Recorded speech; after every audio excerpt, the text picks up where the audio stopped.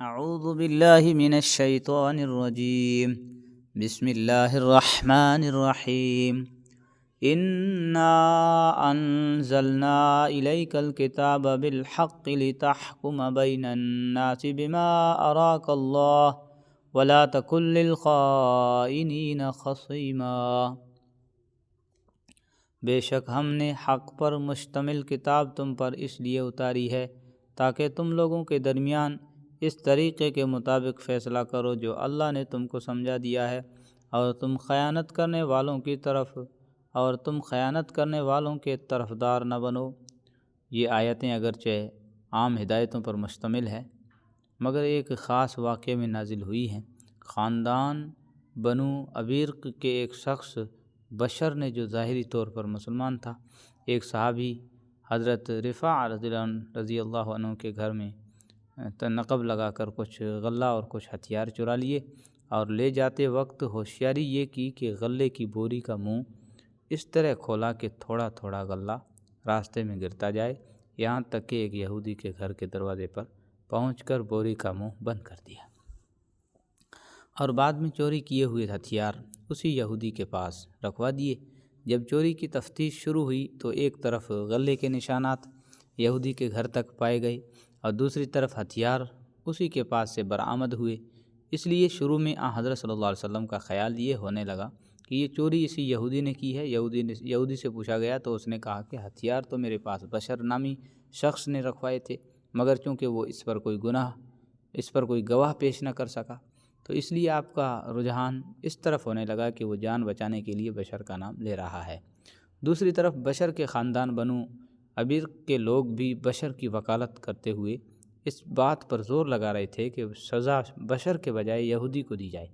ابھی یہ معاملہ چل ہی رہا تھا کہ یہ آیت کریمہ نازل ہو گئی اور ان کے ذریعے بشر کی دھوکہ بازی کا پردہ چاک کر دیا گیا اور یہودی کو بے گناہ قرار دے کر بری کر دیا گیا۔ بشر کو جب راز فاش ہونے کا پتہ لگا تو وہ فرار ہو کر کفار مکہ سے جا ملا اور وہاں کفر کی حالت میں بری طرح اس کی موت واقع ہوئی۔ ان آیات کے ذریعے ایک طرف تو معاملے کی اصل حقیقت حضرت صلی اللہ علیہ وسلم پر کھول دی گئی، اس کے علاوہ مقدمات کے فیصلے کرنے کے لیے اہم اصول بتا دیے گئے ہیں۔ پہلا اصول یہ کہ تمام فیصلے کتاب اللہ کے احکام کی تابع ہونے چاہیے، اور دوسرا اصول یہ کہ اللہ تعالیٰ اپنے پیغمبر صلی اللہ علیہ وسلم پر بہت سے ایسے امور کھولتے رہتے ہیں جو صراحتاً قرآن میں مذکور نہیں ہیں، فیصلے ان کی روشنی میں ہونے چاہیے۔ آیت کے الفاظ اس طریقے کے مطابق فیصلہ کرو جو اللہ نے تمہیں سمجھایا ہے، اسی طرف اشارہ کر رہے ہیں، اور ان سے قرآن کریم کے علاوہ حضرت صلی اللہ علیہ وسلم کی سنت کی حجیت کا بھی ثبوت ملتا ہے۔ اور تیسرا اصول یہ بیان فرمایا گیا ہے کہ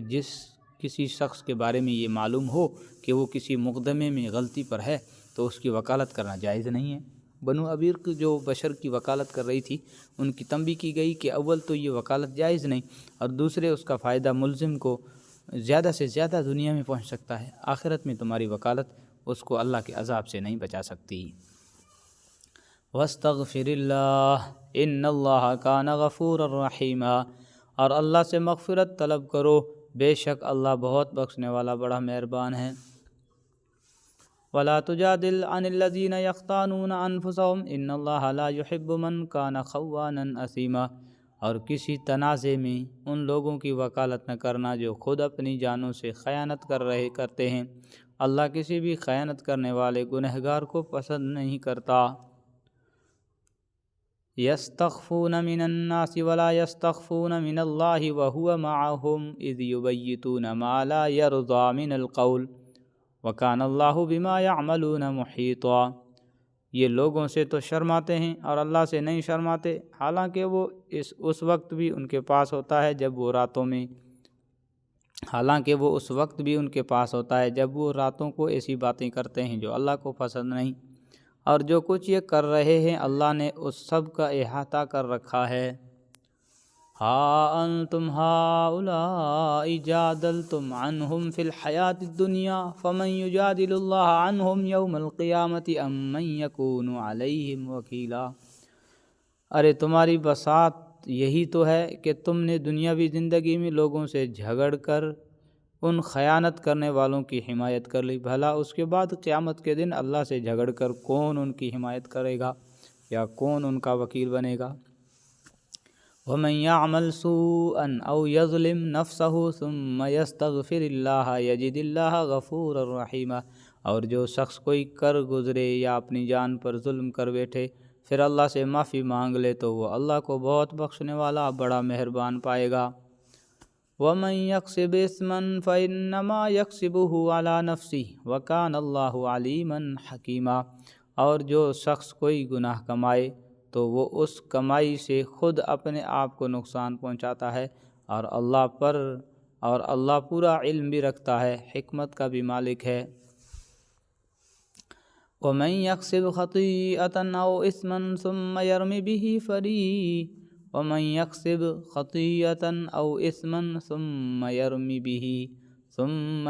بِهِ بَرِيئًا فَقَدِ احْتَمَلَ بُهْتَانًا وَإِثْمًا مُبِينًا،